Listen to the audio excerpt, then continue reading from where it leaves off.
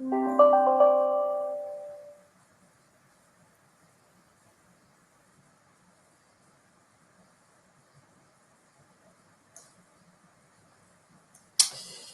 à toutes et à tous.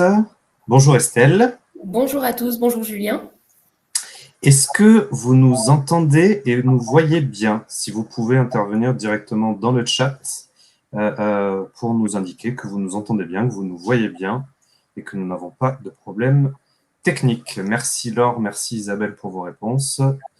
Nous sommes donc avec vous cet après-midi pour parler d'une thématique assez importante dans l'écosystème RH qui est le onboarding et comment optimiser ce processus, comment optimiser l'intégration des collaborateurs au sein de votre organisation. Estelle, je te laisse peut-être la main pour te présenter. Oui, donc bonjour à tous. Alors, je suis déjà ravie d'être là avec toi Julien et avec vous pour partager ce moment. Donc je suis Estelle Taverna, je suis Product Manager sur la suite Pay RH chez Talentia donc pour le marché français. Et donc on va partager ce webinaire avec Julien. Je te laisse la main Julien. Oui, donc moi je suis Julien Bordin, je suis consultant chez Talentia depuis un peu plus de 10 ans et je suis spécialisé dans tout ce qui est, on va dire, talent management, recrutement, onboarding, formation, compétences, people review, etc., etc. Et aujourd'hui, l'idée, c'est vraiment de faire un focus sur la thématique précise du onboarding.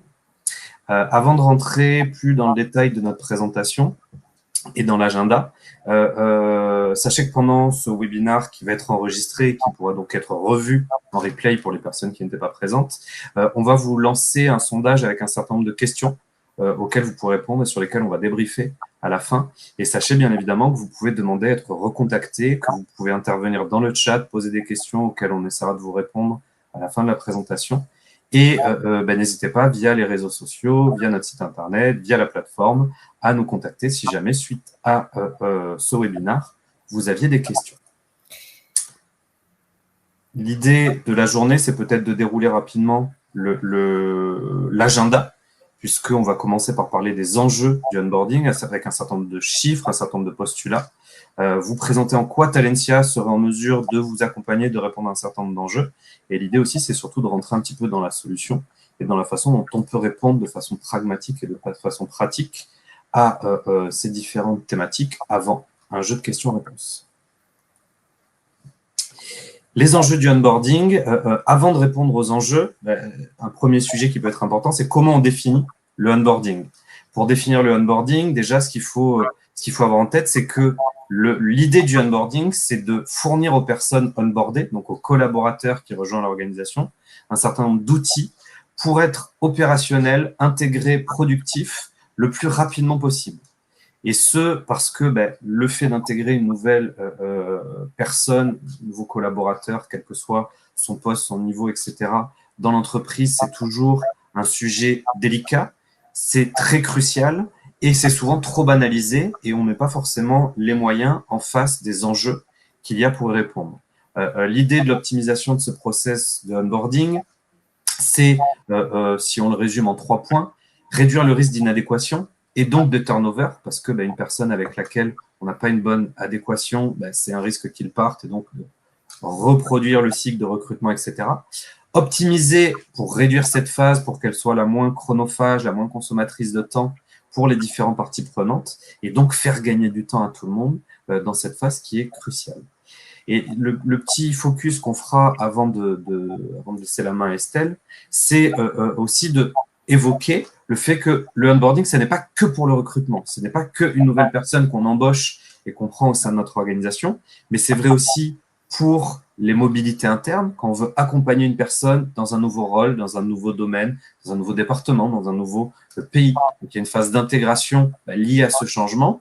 Et on n'en parle pas forcément aujourd'hui, mais le pendant du onboarding peut être le off ou outboarding, ou le process de départ, dans lequel on pourra avoir un effet miroir de ces activités, de ces actions qu'on met à disposition pour ou par le collaborateur et les managers au sein de cette intégration.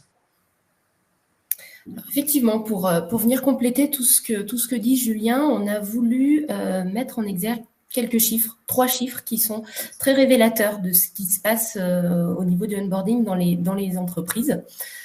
33%, plus d'un tiers des nouvelles recrues cherchent à changer après 6 mois.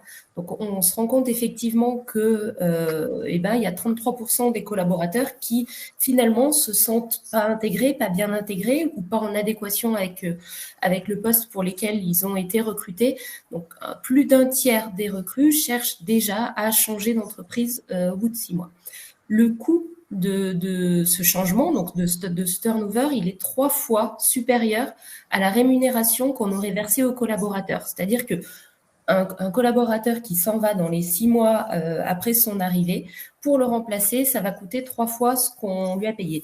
Ça va coûter en termes de, par exemple, un cabinet de recrutement qu'on va pouvoir engager pour recruter un nouveau collaborateur, un nouveau cursus de formation, éventuellement du nouveau matériel qu'on va mettre à disposition, un temps de formation, évidemment, un temps pendant lequel le collaborateur, il n'est pas opérationnel, parce qu'effectivement, un troisième chiffre important, c'est de se dire qu'une nouvelle recrue a besoin, en moyenne, bien sûr, ça va dépendre du poste occupé, de son historique, de son profil, mais il va mettre en moyenne 8 mois pour être productif à 100%.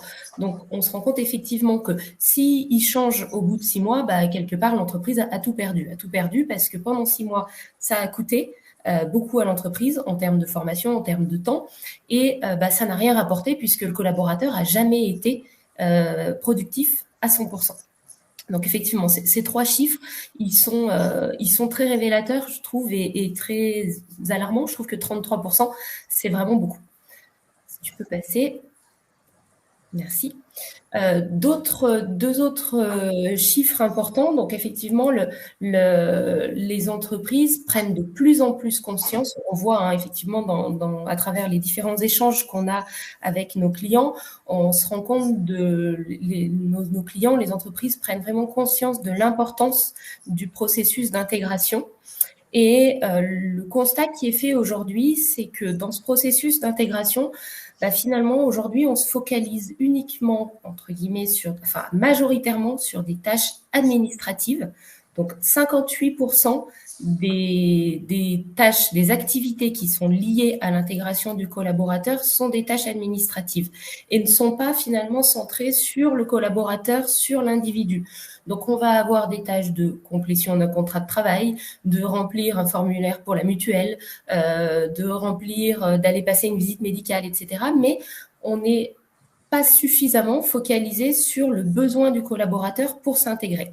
Donc, effectivement, 58%, c'est quasiment 2 tiers du processus d'intégration qui est focusé sur de l'administratif et non sur l'intégration, la formation de l'individu. Et un autre chiffre aussi très révélateur, c'est 12% des salariés qu'on interroge, finalement, seulement 12% sont satisfaits de leur processus d'intégration. Donc, seulement 12% considèrent qu'on les a bien accompagnés, qu'on les a bien intégrés dans la société, qu'ils ont eu toutes les informations et toutes les formations nécessaires et tout le partage, etc., dont ils avaient besoin. 12%, c'est vraiment très, très peu. Donc, on se rend compte effectivement que les entreprises au sens large ont besoin de s'équiper, de progresser, de se processer sur toute cette partie de l'intégration. Si on rentre un petit peu plus loin dans le détail, je te laisse passer sur la diapositive suivante, s'il te plaît. Si on rentre un petit peu plus loin dans l'analyse, on se rend compte qu'il y a 3 grands axes à améliorer. Il y a 3 grands facteurs qui font que ce processus il va échouer. Le premier, c'est l'investissement organisationnel. Qu'est-ce que c'est que l'investissement organisationnel? C'est de l'investissement humain, c'est de l'investissement de temps, de l'organisation au sens large, c'est-à-dire libérer du temps des managers pour qu'ils puissent accompagner davantage les nouveaux entrants, libérer du temps des pairs du collaborateur, c'est-à-dire effectivement, il y a un collègue à l'avant-vente qui arrive. Moi, quand je suis arrivée effectivement chez Talentia, je peux parler de mon expérience personnelle sur ce sujet. Julien, qui était là, a pris beaucoup de son temps pour m'aider à m'intégrer dans ce poste-là. Donc effectivement, c'est un facteur très très important de l'investissement et on se rend compte aujourd'hui que c'est souvent à ce niveau-là que ça blesse un petit peu, c'est-à-dire que l'organisation au sens large ne libère pas suffisamment de temps des managers et des collaborateurs pour participer à l'intégration et onboarding des nouveaux collaborateurs. Le deuxième facteur qui ressort de l'analyse, c'est la communication. La communication dans le sens transfert d'informations vers le nouvel entrant. Transfert d'informations, ça va être par exemple lui décrire exactement ce qu'on attend de lui, vraiment resituer le poste, repréciser tout ça, donner de la formation, bien sûr, au-delà de l'information, mais le former sur les outils qu'il va devoir utiliser, par exemple, les machines éventuellement, voilà, les différents outils. Et puis, de lui donner de l'information également sur l'organisation. Quand on arrive dans une entreprise, c'est très important de savoir à qui on peut s'adresser pour tel et tel sujet. Et effectivement, souvent, c'est un petit peu compliqué quand on arrive et toute cette organisation, elle n'est pas clairement définie auprès du nouvel entrant. Donc, ça le déstabilise un peu. Il ne se sent pas forcément très à l'aise parce qu'il ne sait pas vers qui se retourner. Et effectivement, le troisième facteur, c'est l'analyse. On ne se donne pas les 2 pas de recul nécessaires pour se dire pourquoi est-ce que j'ai autant de collaborateurs qui partent si rapidement après être arrivés. Donc, analyser l'efficacité du processus pour se dire qu'est-ce qui manque, qu'est-ce qui blesse, qu'est-ce qui fait que mon collaborateur ne se sent pas suffisamment bien intégré. Donc, dans cette analyse, on va par exemple avoir j'ai perdu le mot, mais interroger le collaborateur au bout de quelques mois en lui disant, voilà, un petit rapport d'étonnement, quelles sont tes premières impressions, qu'est-ce qui t'a manqué à ton arrivée. Alors, on prend pas suffisamment le temps de poser la question et surtout d'analyser le retour des collaborateurs. C'est un sujet qui est extrêmement important, effectivement, pour appuyer ce que tu dis, Estelle, puisque l'analyse permet derrière de l'évolution itérative, puisque selon les retours que j'ai, j'améliore mon process, j'implique mieux mes collaborateurs, mes managers, et donc l'analyse fait que je suis meilleur à chaque fois que j'intègre une nouvelle personne. Pour continuer dans cette amélioration continue, l'idée, c'est de se poser en tant qu'organisation un certain nombre de questions. On ne va pas forcément être en mesure aujourd'hui, ce n'est pas forcément l'objectif de répondre de façon exhaustive à ces questions, mais l'idée, c'est qu'on aimerait vous inviter à vous poser la bonne question, à savoir à quel moment le process de onboarding doit-il commencer? Est-ce que c'est le jour où le collaborateur rejoint physiquement votre organisation, le jour de son premier moment chez vous où il est sous contrat? Est-ce que ça doit être avant? Est-ce que ça doit être après? Est-ce que ce process d'intégration il dure 15 jours, 1 mois, 3 mois, 6 mois? Est-ce que c'est lié à la période d'essai ou pas? Ça, c'est des vraies questions qui sont structurantes pour que vous soyez en mesure de bien processer et adapter cette procédure. Ensuite, quelle est l'expérience que vous souhaitez faire vivre dès les premiers jours à vos collaborateurs? Parce que on sait tous que la première impression est structurante dans la vie de ce dernier et dans la façon dont l'aventure se déroulera par la suite. Et au-delà de cette expérience, qu'est-ce qu'on veut lui communiquer en termes de culture d'entreprise, en termes de connaissances spécifiques, techniques, dont il aura besoin pour bien être armé pour vous accompagner dans les missions que vous lui mettez entre les mains. Autre question clé, comment ce process il joue un rôle collaboratif? Et c'est notamment une des questions qu'on vous pose dans le chat, à savoir est-ce que vos process sont plus ou moins centralisés, décentralisés? Et ça implique à savoir est-ce que les managers sont partie prenante? Est-ce que les services informatiques, services généraux sont partie prenante de ce process d'intégration? Est-ce que le collaborateur lui-même a des actions à mener, à suivre, à piloter? Et donc, c'est des vraies questions structurantes. Et la dernière question, qui rejoint un petit peu ce qu'évoquait Estelle juste avant, comment on mesure l'efficacité de ce processus et comment on s'assure qu'il soit bien en adéquation avec votre besoin, alors sachant que tout ça est bien évidemment à contextualiser en fonction de vos enjeux. Et si on veut aller plus loin dans ce qu'on vient de se dire, l'idée, et on a voulu prendre un peu de recul justement par rapport à ça, c'est de voir peut-être le onboarding comme une visite guidée dans une galerie d'art, dans le sens où on parle d'expérience collaborateur, on parle potentiellement de marque employeur, dans laquelle si les tableaux sont bien mis en valeur, ils vont plus attirer l'œil et le collaborateur va mieux intégrer l'organisation. Et donc l'idée, c'est que s'il est bien guidé, si l'itinéraire il est personnalisé en fonction de ses besoins, de ses envies, de ses enjeux, si les activités sont correctement planifiées et communiquées, et si l'expérience est simple d'usage, le collaborateur y trouvera son compte et l'ensemble des parties prenantes de ce process gagneront du temps en termes d'implication et en termes de retour sur investissement lié à ce process d'intégration, bien évidemment. Ce qu'on vous propose maintenant, c'est peut-être de nous présenter, au-delà de Estelle et moi, au sens Talentia, qu'est-ce qu'on fait, comment on le fait, et comment on répond à vos objectifs. Donc, effectivement, Talentia, donc, nous sommes éditeurs et intégrateurs de logiciels et on est là pour accompagner nos clients, conseiller également nos clients pour leur mettre à disposition des outils qui vont leur permettre effectivement d'atteindre les objectifs business qui sont fixés.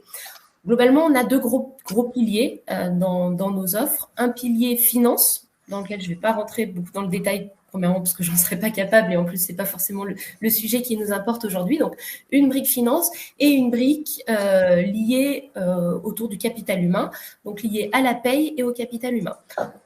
Dans notre suite HCM, on va traiter tout ce qui va concerner le salarié du début jusqu'à la sortie du collaborateur. On va rentrer dans le détail un petit peu après. Quelques mots sur Talentia. Talentia, aujourd'hui, c'est 430 collaborateurs qui sont répartis dans plusieurs pays, essentiellement en Europe du Sud.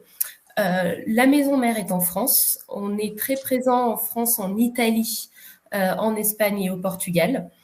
Aujourd'hui, on met environ 15% de nos revenus annuels dans de la recherche et développement. L'objectif, c'est vraiment de faire évoluer nos outils au quotidien pour pouvoir déjà être en adéquation avec les besoins de nos clients, bien sûr, évidemment être conforme avec la législation et apporter un maximum de confort et d'utilisation, d'usabilité à nos clients. Le chiffre d'affaires de Talentia, c'était 57 millions d'euros en 2021. Aujourd'hui, on a 3600 clients. Nos clients sont plutôt des ETI, des entreprises entre 500 et 5000 collaborateurs, tout domaine, tout secteur d'activité confondu. Dans le secteur privé. Donc, on a effectivement parmi nos clients beaucoup de SN parce que vous le verrez tout à l'heure dans la démonstration de Julien, on a des solutions qui sont très axées collaborateurs, axées collaboratifs, partage d'informations, utilisation entre le collaborateur, le manager et les responsables RH. Donc, effectivement, un public de SN très fort dans notre parc client et également le médico-social. Voilà. Mais effectivement, on a dans nos clients tout type d'activité du secteur privé. Si on rentre un peu plus dans le détail de ce que fait Talentia au niveau de la suite RH, donc là, on vous a fait une petite diapositive avec globalement les briques que l'on va couvrir dans notre solution. Donc, vous voyez, au centre de la solution, c'est le collaborateur et l'organisation. Donc, toute notre solution, elle va reposer sur ce qu'on appelle un corps RH qui va détenir tous les dossiers des collaborateurs, le référentiel des processus utilisés dans l'organisation. Donc, qu'est-ce qu'on appelle un processus? Ça va être un enchaînement d'activités qui vont permettre, par exemple, de onboarder le collaborateur pour le sujet dont on parle aujourd'hui. Mais par exemple, on va avoir des processus qui vont être liés à de la formation. Donc, une demande de formation qui se transforme en une inscription, qui se transforme en un stage avec un coût associé, etc. Donc, voilà, le processus, c'est l'ensemble des activités qui sont liées à une activité de ressources humaines ou de paye. Donc voilà, au centre de notre outil, on va avoir effectivement les collaborateurs et puis les organisations.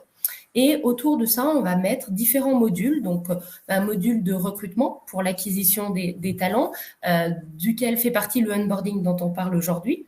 Des modules de formation et de développement avec toute la partie, on va dire, administrative de la formation, les inscriptions, les stages, les sessions, les catalogues de formation. Et également une partie e-learning qui vont permettre aux collaborateurs de pouvoir s'auto-former, de suivre des sessions de formation directement depuis la plateforme. Julien, n'hésite pas à compléter si besoin. des modules de formation et de performance et de feedback, donc pour tout ce qui va être évaluation des compétences, donc les entretiens annuels, les entretiens professionnels, les cartographies d'emploi de compétences, la fixation des objectifs, le suivi de réalisation des objectifs. Tout ça pour nous amener vers du suivi de carrière avec la possibilité de gérer les talents dans notre entreprise avec des cartographies qui vont nous permettre de faire de la projection. Par exemple, un collaborateur part à la retraite, quelles compétences il avait, quelles compétences nécessite son poste et est-ce que j'ai dans mon organisation quelqu'un qui a déjà ces compétences et qui pourrait bénéficier d'une promotion interne pour pouvoir remplacer mon collaborateur qui part en retraite.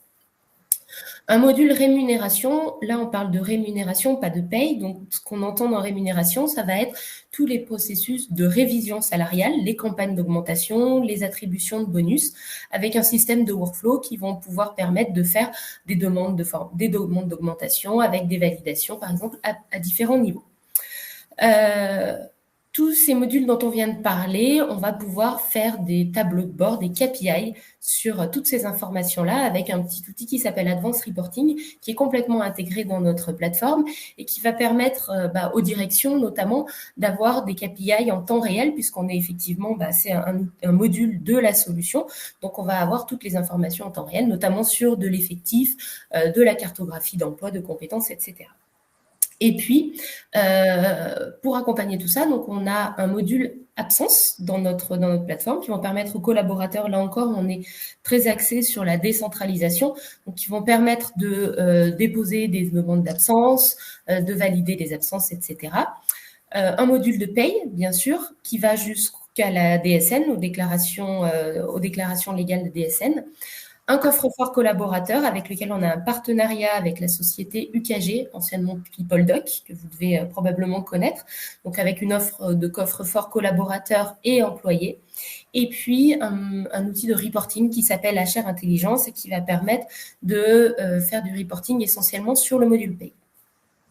Peut-être pour rebondir sur tout ce que tu viens de dire, Estelle, ce qui est important que vous ayez en tête, c'est que chacune de ces fonctionnalités peut être isolée et peut répondre à un besoin indépendamment, mais que l'ensemble des fonctionnalités sont interconnectées. En d'autres mots, dans le cadre du onboarding, je peux intégrer du e-learning, je peux intégrer un entretien, un formulaire, je peux intégrer de la gestion administrative.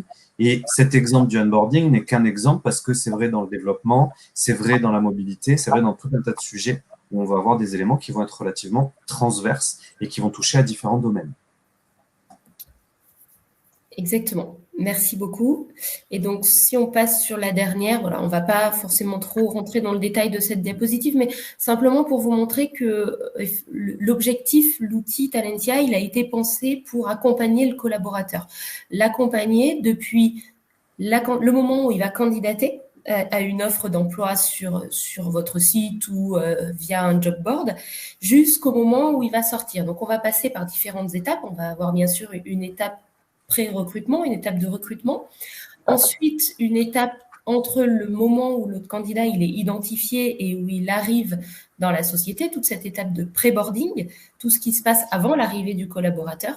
Ensuite, on va commencer toutes les étapes de onboarding avec ce dont on a parlé jusqu'à maintenant, les différentes étapes administratives, mais aussi de formation, d'intégration du collaborateur. Ensuite, on va rentrer dans la vie courante du collaborateur avec la partie, bien sûr, du bulletin de paye, les formations, les entretiens, les objectifs. Et puis, le jour où le collaborateur nous quitte, pour diverses raisons, on va l'accompagner dans sa sortie avec toutes les étapes qui sont souvent un petit peu miroir de celles qu'on a eues en entrée pour driver la sortie du collaborateur. Je vais rendre la main à Julien maintenant pour effectivement un peu plus de concret et vous montrer globalement dans l'outil comment on va pouvoir vous accompagner sur ces différentes étapes de onboarding. Effectivement, merci Estelle. Donc l'idée désormais, c'est de vous présenter rapidement notre solution et la façon dont elle peut répondre à ces enjeux. Donc vous allez avoir mon écran qui devrait apparaître dans quelques secondes, a priori c'est le cas. Et ici, je vais essayer à travers cette rapide démonstration de, entre autres, répondre aux différentes questions qu'on s'est posées tout à l'heure dans le cadre de ce webinaire. Et la première question, c'est quand est-ce que le process de onboarding démarre. Et ça, c'est une question qui va être à géométrie variable selon vos enjeux, selon vos besoins, parce que potentiellement, le onboarding peut démarrer dès la fin du recrutement. C'est-à-dire que dans le process de recrutement tel qu'on peut le gérer ici, je ne vais pas m'attarder dessus, mais la demande d'ouverture de poste, la validation, la diffusion des offres, la réception des candidatures, leur sélection, on va avoir un moment où on va avoir un certain nombre de candidats qu'on va retenir, pour lesquels on va positionner un certain nombre d'actions de sélection. Et ici, pour ce candidat que je sélectionne en particulier, je vais pouvoir lui lancer une activité qui serait par exemple à ce niveau-là, le fait de shortlister ce candidat et de lui faire une proposition d'embauche. On est dans la phase d'intégration puisque on se projette sur le fait d'intégrer cette personne qui deviendra prochainement collaborateur de l'organisation si elle accepte la proposition. En l'occurrence, ici, tout ça s'appuie sur un process qui peut faire intervenir plusieurs parties prenantes qui vont proposer dans le cadre de la proposition d'embauche un certain nombre d'éléments, rémunération, affectation, etc. Donc, des aspects très contractuels qui donnent la possibilité éventuellement de générer une proposition d'embauche. Cette proposition d'embauche, on va la voir ici, c'est ni plus ni moins qu'un publipostage qui va être généré pour laquelle, avec un certain nombre de champs de fusion, on va mettre le nom, l'emploi, la rémunération tels qu'ils auraient été définis, qu'on va pouvoir totalement dématérialiser, qu'on va pouvoir éventuellement faire signer électroniquement, envoyer au futur embauché pour validation. Une fois qu'on a validé cette candidature, on va être dans une phase où on a des candidats retenus pour lesquels on va lancer une activité de ce qu'on peut appeler pré-boarding. Le pré-boarding, c'est ce moment pendant lequel j'ai un collaborateur qui doit me rejoindre, mais il se trouve qu'il a un préavis avec son employeur actuel, qu'il ne me rejoint que dans 1 mois, 2 mois, 3 mois. Et dans le cadre de ces activités, j'ai envie, en amont, de lui proposer déjà une première expérience collaborative, de commencer à échanger avec lui sur un certain nombre de thématiques, de lui pousser du contenu avant même qu'il soit dans mon organisation. Et ça induit un certain nombre d'enjeux, notamment le fait de dire, par exemple, pour cette candidate que j'ai shortlistée, le fait de dire, je lui génère, individuellement ou collectivement, parce qu'on peut imaginer des campagnes, une activité de pré-boarding. Qu'est-ce que ça implique? Mais ça implique que cette personne, on va, et si je prends un exemple concret ici dans mes tâches en attente, j'ai déjà une activité de pré-boarding que je vais retrouver parmi la multitude d'activités, la possibilité de filtrer dans le cadre de la thématique du onboarding, celle qui m'intéresse ici. Et en l'occurrence, pour un autre candidat, j'ai un lancement de pré-boarding qui était en cours que j'avais pré-saisi. Et pour ce candidat, avant même qu'il rejoigne mon organisation, j'ai souhaité lui donner un accès à la solution. Et ça, c'est un sujet important parce que dans le pré-boarding, il y a toujours un enjeu qui est à la croisée des chemins entre les ressources humaines et l'informatique, à savoir la personne n'est pas physiquement encore dans l'organisation, donc souvent pour l'informatique, elle n'a pas d'identité numérique, elle n'est pas encore dans votre annuaire d'entreprise, dans l'Active Directory, ce qui fait que si tout ça est centralisé, aujourd'hui l'informatique ne créera pas forcément un compte pour une personne qui n'est pas là physiquement. Là où on a tout à fait la possibilité de dire, pour le plan d'action que j'ai appelé pré-boarding, pour cet utilisateur, je lui génère, via un email et un mot de passe temporaire que je lui envoie, un accès employé qui peut être éventuellement, si je le souhaite, limité dans le temps. C'est-à-dire que je peux dire qu'il est valide pendant 3 mois. Et à partir du moment où j'ai généré ça, le futur embauché ou la future embauchée recevra un mail l'invitant à se connecter à la solution, en premier lieu à changer son identifiant et son mot de passe pour pouvoir rentrer dans l'outil et accéder à une interface totalement, on va dire, épurée en termes d'expérience utilisateur, dans lequel on lui demandera simplement d'intervenir sur les quelques thématiques clés liées à sa pré-intégration. Donc, en l'occurrence, on met la petite photo qui va bien, le petit commentaire qui va bien. Ce qui est important, c'est que cette solution, elle est totalement responsive design, ce qui fait que si le ou la future embauchée se connecte depuis un smartphone, tout se redimensionne automatiquement en fonction de la taille de son écran. Et cette personne, elle peut avoir des alertes qui lui sont poussées ici, et elle voit qu'elle a 3 tâches en attente. En cliquant sur ces 3 tâches en attente, elle va pouvoir visualiser les différentes activités. En l'occurrence, on a mis ici des activités, parce que c'est le jeu d'essai tel qu'on l'a imagé à ce niveau-là, très orienté gestion administrative. On demande à la candidate ou à la future embauchée de modifier ses coordonnées bancaires. On lui demande de déclarer les informations sur les membres de sa famille, ses enfants à charge, conjoint, conjointe, modifier ses informations personnelles. Et en fait, pour chacune de ces activités, on va avoir un process de gestion qui va permettre à cette future embauchée de déclarer, par exemple, un enfant à charge, c'est une fille, son nom, son prénom, de mettre éventuellement le certificat de naissance, si jamais on n'était pas dans un process ici de onboarding, mais peut-être dans un process après l'embauche où la personne aurait un enfant à déclarer, puisque ces process que vous voyez dans la gestion du onboarding peuvent être des process de gestion administrative du quotidien pour mettre à jour mon adresse, mes éléments, etc. Donc, ce qui est important, c'est que cette personne, avant même d'être dans l'organisation, à partir du moment où elle a accepté la proposition d'embauche, qu'elle a signé son contrat de travail, elle sait qu'elle va vous rejoindre sous un délai de quelques mois ou quelques semaines, elle peut déjà compléter ces éléments. Et ce qui va être intéressant, notamment pour les RH, c'est le fait de pouvoir réceptionner l'ensemble de ces informations sans avoir à ressaisir quoi que ce soit, puisque l'idée, c'est que tout ce qui va être saisi par les collaborateurs vont être centralisés à cet endroit. Si je me positionne maintenant ou je me repositionne en tant que gestionnaire RH, l'idée, c'est au-delà de l'expérience collaborateur que je vais proposer, c'est de pouvoir bien évidemment piloter l'avancement de ce process de sélection. Et à ce niveau-là, dans mon process de onboarding ou de pré-boarding, puisque ici, c'est vous qui allez définir, est-ce qu'on parle de pré-boarding en avance de phase, est-ce qu'on parle de onboarding, et est-ce que ce process, il est différent en fonction du métier? Comme c'est le cas ici, le métier de la logistique et les métiers du commerce n'ont pas forcément les mêmes activités dans le même ordre, avec les mêmes parties prenantes. Donc, on a la possibilité de définir autant de process, autant de séquences qu'on le souhaite. Et ce qui va être important, c'est qu'on va avoir la possibilité ici de piloter les personnes qui vont être en cours d'intégration et de voir où est-ce qu'elles en sont. C'est-à-dire qu'ici, je vais visualiser l'ensemble de mes futurs embauchés. Pour chacun d'entre eux, je vois le pourcentage d'achèvement des différentes activités. Et à ce niveau-là, j'ai un petit carrousel qui me permet de voir les activités qui ont été réalisées ou pas pour chacun d'entre eux. Ce qui fait que derrière, individuellement ou collectivement, je pourrais lancer des actions, des relances, des activités en fonction de ces éléments. Alors, ce qui va être important, bien évidemment, on parle de collaboratif. Si ici, je change de casquette et que je me positionne en tant que manager, puisque quand on parle de process décentralisé, le manager, potentiellement, quand il se connecte à la solution, selon, une fois de plus, les droits qu'on lui donne et selon ce à quoi on lui laisse l'accès dans la solution, il va pouvoir visualiser, en l'occurrence ici, les personnes en cours d'intégration au sein de son ou de ses équipes. Et on voit que ce manager, ici, a 2 personnes qui sont en cours d'intégration et on voit le pourcentage d'achèvement. Donc, quand on parle de collaboratif, tant le manager que le gestionnaire RH que le service informatique vont pouvoir visualiser l'ensemble de ces éléments.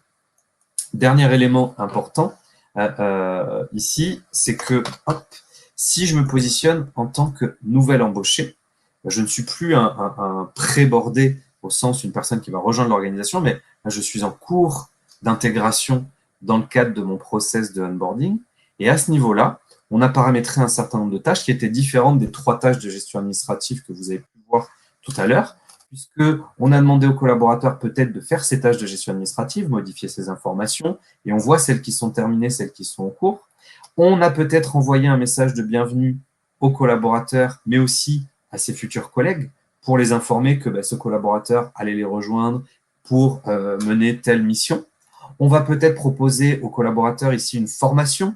En l'occurrence, c'est une formation santé-sécurité au travail. Et ce collaborateur, lorsqu'il clique sur la formation, si jamais c'est une formation en présentiel, il va voir le programme, il va voir le contenu. Si jamais c'est une formation en e-learning, il va pouvoir piloter l'avancement, les dates, le pourcentage, le nombre de fois qu'il s'est connecté, voir le certificat, les convocations, les documents qu'on lui aurait mis, tout ce qui a trait à cette formation. Et ce que je vous explique ici pour la formation peut être la même chose, comme l'expliquait Estelle tout à l'heure, pour, par exemple, à l'issue du process de recrutement ou du process d'intégration, un rapport d'étonnement, donc là, une enquête, qui va permettre à ce futur embauché ou à ce nouvel embauché de s'exprimer sur qu'est-ce qui s'est bien passé ou moins bien passé sur son process de recrutement, comment il a été accueilli, qu'est-ce qu'il souhaiterait améliorer, etc. Et là, on est toujours dans un process d'amélioration continue avec ce type d'activité, sachant que le formulaire que vous avez vu est un exemple qui peut totalement être adapté. Dernier cas d'usage qu'on pourrait imager ici, c'est le fait de faire passer à la fin ou pendant la période d'intégration, peut-être même pendant la période d'essai ou en cours de période d'essai, un entretien entre le manager et le collaborateur, au sein duquel on va demander à chacun de compléter une section. Donc là, on va avoir le feedback de l'employé qui va répondre à un certain nombre de questions, le feedback du manager qui va répondre à un certain nombre de questions, et pouvoir faire des analyses sur l'ensemble de ces éléments. Donc, ce qui est essentiel, c'est la capacité de dématérialiser l'ensemble de ces thématiques et c'est la capacité de pouvoir piloter l'ensemble de ces éléments puisque, on le redit, on vous a montré quelques indicateurs, vous envoyez notamment ici sur le tableau de bord, mais vous avez la possibilité, à travers la solution, de piloter l'avancement de ce plan d'intégration, tout comme on le ferait pour élargir le sujet, comme Estelle le disait, dans la proposition de valeur qu'on adresse, sur le recrutement, sur la formation, et le recrutement et le onboarding étant intimement liés, je peux avoir un tableau de bord qui me permet de piloter, par exemple, mes nouvelles recrues, le turnover, les liens avec la mobilité, le nombre de candidats embauchés, ce qui me permet de suivre l'avancement de ces différents éléments. Hop, je vous propose maintenant de repasser sur les slides.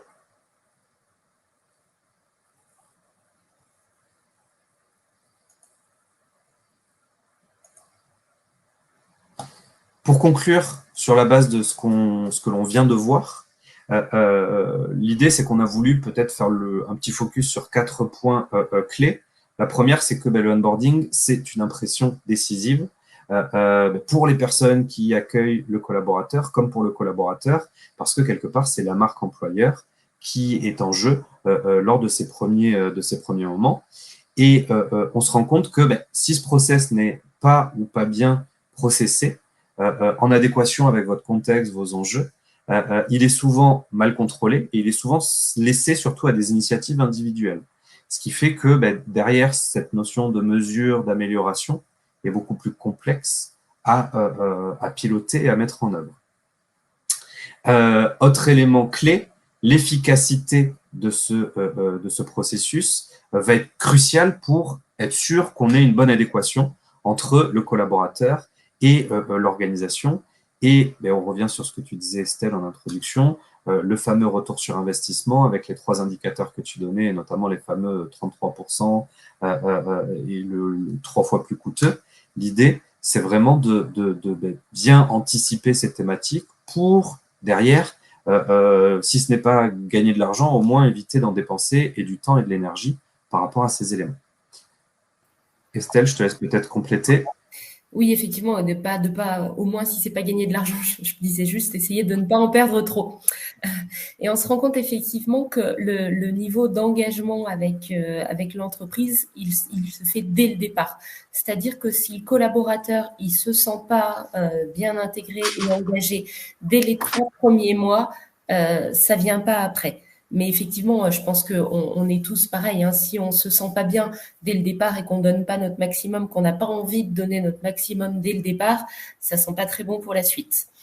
Et effectivement, le 4e point sur lequel on souhaitait appuyer en conclusion, c'est de se dire que l'intégration, c'est une affaire d'entreprise entre guillemets en complète, c'est-à-dire c'est pas juste le sujet des RH qui vont faire un process pour intégrer les collaborateurs. C'est vraiment un sujet d'entité, d'entreprise, et que l'implication des managers, elle est plus qu'essentielle. C'est pas les professionnels RH qui vont pouvoir intégrer un collaborateur du début à la fin.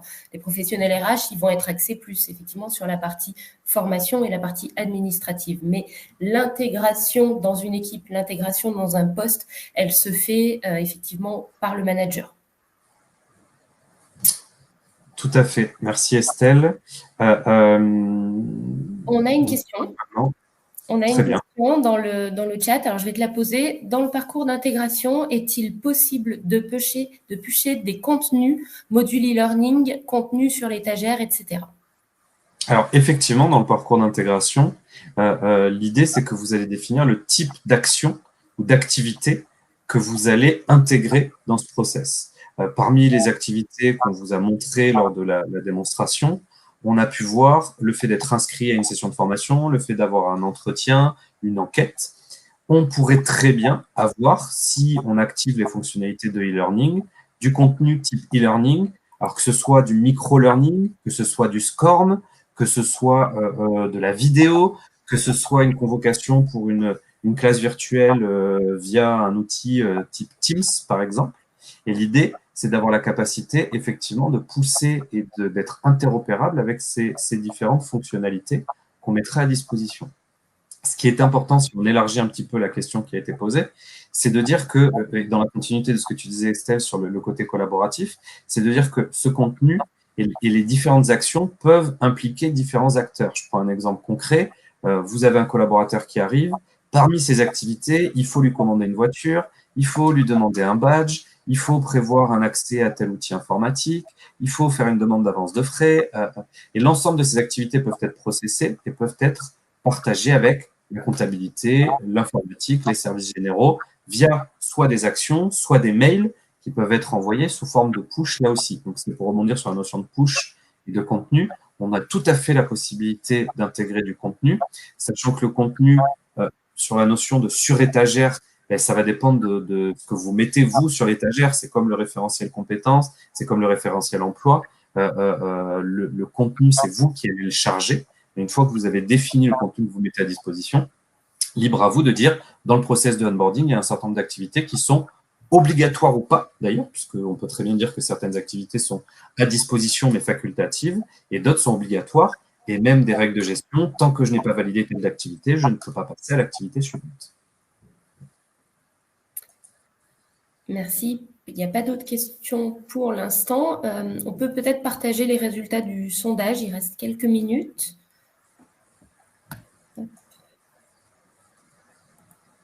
Alors, comment décririez-vous votre processus d'intégration, donc centralisé ou décentralisé? On a 54% d'entre vous qui nous répondent que c'est un processus qui est centralisé, donc qui se passe effectivement uniquement au niveau du service RH, contre donc 46% qui font également appel à d'autres services. Sur la question suivante, combien de collaborateurs onboardez-vous par an? Donc, on voit moins de 10, on a 38%, de 10 à 50, 31%, de 50 à 100, 8%, et 23% à plus de 100. Ça, c'est une thématique qui est importante quand on parle de onboarding et quand on parle d'autres sujets comme la gestion des talents, par exemple. On a beaucoup d'organisations qui se disent « Ah, mais moi, je suis, entre guillemets, une entreprise de taille intermédiaire ou une petite organisation. J'ai pas les moyens d'une organisation du CAC 40 pour mettre en place ces process de onboarding, de talent. » Sauf que ce qu'il faut que vous ayez en tête, c'est que si vous ne les mettez pas en place, c'est potentiellement plus coûteux pour vous que pour une entreprise du CAC 40, où il y a potentiellement 50 candidats qui vont se battre pour prendre la place de la personne qui s'en va. Et les gens feront peut-être plus d'efforts pour intégrer une grande entreprise parce que la perception, la connaissance, etc. Ce qui n'est pas forcément le cas dans les ETI. Donc, c'est simplement, au-delà de bien connaître et bien comprendre quel était l'auditoire aujourd'hui, c'est important d'avoir en tête que malheureusement, plus on est petit et plus il est important d'avoir ce type de process parce que si vous avez votre organisation, par exemple en France, qui est divisée en 4 grandes régions, si on divise la France en 4, et que votre commercial sud-est, il s'en va, le fait de bien onboarder le nouveau commercial qui va le remplacer, ça vous garantit potentiellement un quart de votre revenu, ce qui n'est pas forcément le cas versus ce qu'on évoquait tout à l'heure en termes de coûts, d'implication, etc. La question suivante, c'était: disposez-vous d'une solution pour processer le onboarding? Alors, oui, via le recrutement, pour 25% d'entre vous. Oui, via la gestion administrative, pour 33% d'entre vous. Et non, pour 42% d'entre vous. Effectivement, là, on voit à travers cette question que les entreprises, globalement, mais on s'en rend compte aussi quand on échange avec nos clients, ne sont pas forcément outillés pour processer ce onboarding. C'est vrai que c'est un sujet qui, c'est un peu une impression personnelle, hein, mais qui vient un petit peu sur le devant de la scène et qui avait été un petit peu oublié, en tout cas pas vu à sa juste valeur jusqu'à maintenant. Et on se rend compte que les entreprises se rendent compte effectivement de l'importance du sujet et commencent effectivement à s'équiper davantage. La dernière question qui avait été posée, c'était pensez-vous que votre processus de onboarding soit satisfaisant, insatisfaisant ou inexistant? On se rend compte que seulement 17% d'entre vous l'estiment satisfaisant. Pour 58, il est insatisfaisant et pour 25%, il est inexistant. Du coup, on est ravis d'avoir pu animer ce webinaire parce que ça mettait le doigt sur un sujet sur lequel, a priori, il y a des attentes et des besoins. Du coup, pour ceux pour lesquels votre process est insatisfaisant ou inexistant, n'hésitez surtout pas à nous contacter, à regarder le replay, à demander à être recontacté si jamais vous souhaitiez qu'on aille un peu plus loin dans cette démarche et qu'on la contextualise à vos enjeux pour comprendre en quoi et comment Talentia pourrait vous accompagner sur ces thématiques. Estelle, je te remercie pour cet échange. Merci à toi, merci à vous tous d'avoir été présents, d'avoir posé des questions, d'avoir répondu au sondage. Et nous vous souhaitons une excellente fin de journée. N'hésitez pas à revenir vers vous si vous souhaitez en savoir plus. Merci, bonne fin de journée. Merci, au revoir. Au revoir.